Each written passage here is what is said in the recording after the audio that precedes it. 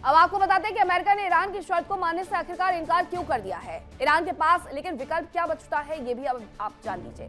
भरोसा जीतने के बाद न्यूक्लियर डील पर बात होगी।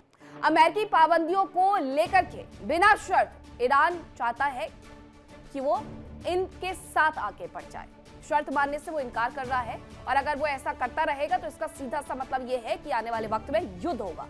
ट्रंप की चेतावनी क्या है वो समझ लीजिए। ट्रंप की चेतावनी ये है कि न्यूक्लियर संवर्धन पर कोई भी समझौता नहीं किया जाएगा। बैलिस्टिक मिसाइल प्रोग्राम तो रुकने वाले ही नहीं है, उन्होंने ये भी कह दिया है। और ईरान किसी के दबाव में सरेंडर नहीं करने वाला है, ये भी कहा जा रहा है। हालांकि इस पूरी घटना को लेकर के अब इन सब के मायने क्या है वो मैं आपको बताती हूँ।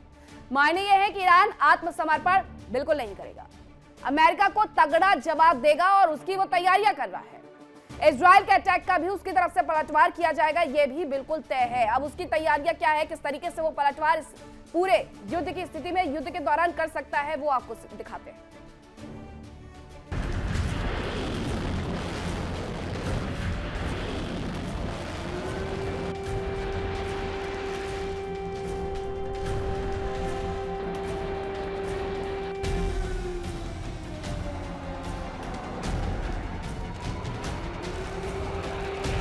ईरान पर अमेरिका दबाव बना रहा, डील करने के लिए कहा जा रहा है, लेकिन इस बीच आशंका यह भी है कि अमेरिकी सेना ईरान में वेनेजुएला जैसा ऑपरेशन कर दे, खामनेई को उनके सीक्रेट बंकर से निकालकर अमेरिका ले आए।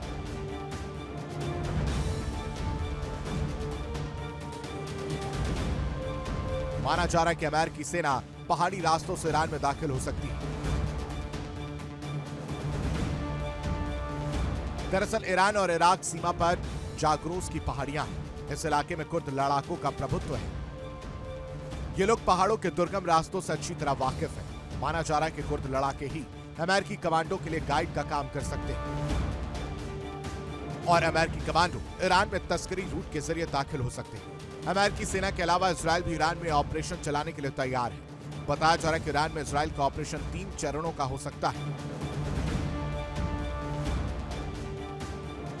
पहले स्टेज में मोसाद सीक्रेट ऑपरेशन के जरिए ईरान के डिफेंस सिस्टम को निष्क्रिय कर सकता है, जबकि दूसरे स्टेज में इजरायल के फाइटर जेट्स उन निष्क्रिय डिफेंस सिस्टम और मिसाइल लॉन्चर्स को तबाह कर सकते हैं।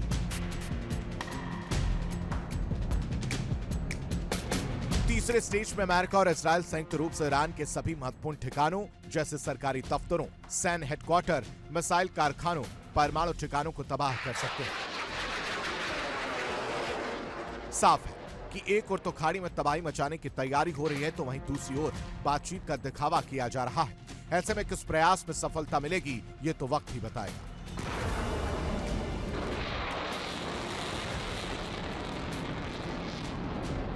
Bureau report, India daily.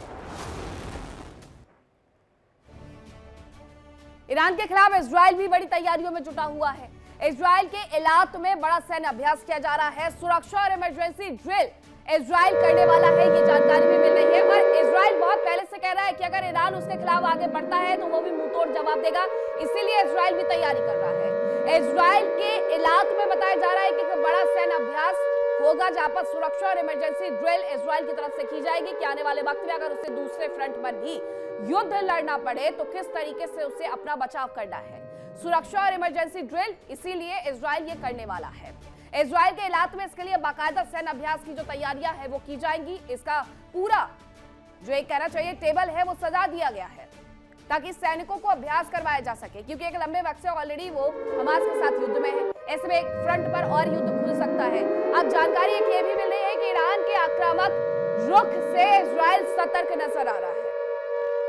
Netanyahu ने एयरफोर्स को इसके लिए बाकायदा हाई अलर्ट कर दिया है, यह भी बताया जा रहा है। आईडीएफ की सभी एयर डिफेंस सिस्टम को एक्टिव कर दिया गया है। सभी को यह कह दिया गया है कि आप सबको एक्टिव रहना है, क्योंकि युद्ध जैसे हालात बने हुए हैं और युद्ध कभी भी हो सकता है।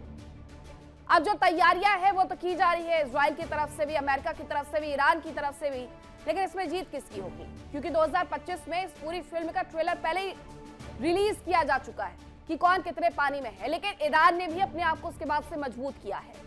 अब नेतन्याहू ने जो एयरफोर्स को अपने हाई अलर्ट किया है, अमेरिका ने जो हाई अलर्ट किया हुआ है, ईरान ने जो हाई अलर्ट किया गया है, उसके बाद ये मिडिल ईस्ट में क्या समीकरण रहने वाले आने वाले वक्त में, वो जरा समझिए।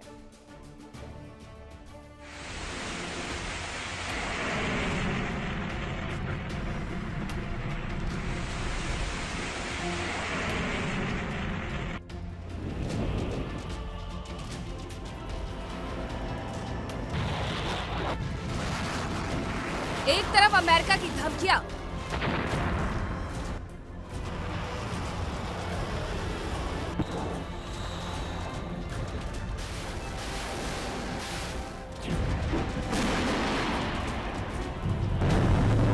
और दूसरी तरफ अमेरिकी सेना की तैयारियां।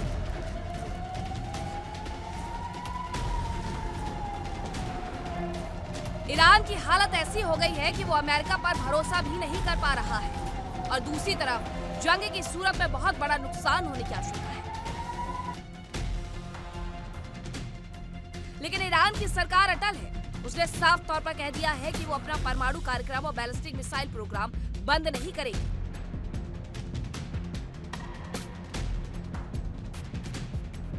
हालांकि परमाणु प्रोग्राम पर बातचीत की जा सकती है।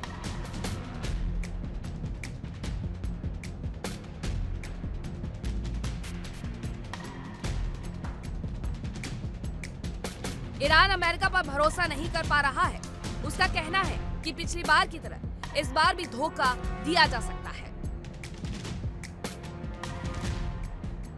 लेकिन उसके पास अमेरिका से बातचीत के नाम पर समय बिताने के अलावा कोई और रास्ता भी नहीं है।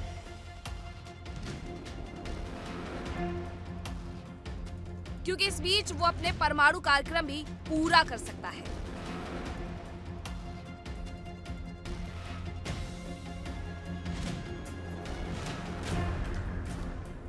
राष्ट्रपति ट्रंप के कार्यकाल की सबसे बड़ी चुनौती ईरान बना हुआ है। माना जा रहा है कि अगर ट्रंप के कार्यकाल में ईरान परमाणु बम बना लेता है तो वो अमेरिका के इतिहास के सबसे विफल राष्ट्रपति हो सकते हैं।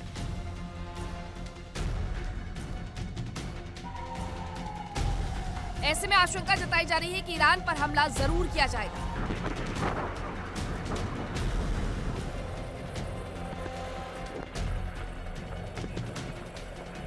ईरान की सबसे बड़ी ताकत उसकी मिसाइलें और ड्रोन पावर है, जिनका लोहा पूरी दुनिया मानती है। पिछले साल 12 दिन के युद्ध में इजराइल भी ईरानी मिसाइलों की मार झेल चुका है। ईरान का दावा है कि वो एक साथ 2000 मिसाइलों से हमला कर सकता है।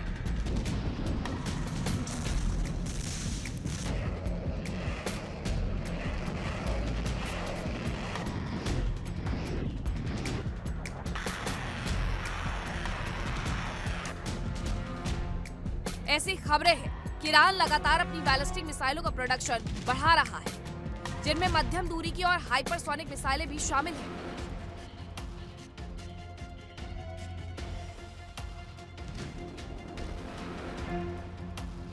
ईरान को डिफेंस सिस्टम और फाइटर जेट्स रूस और चीन से मिल रहे हैं।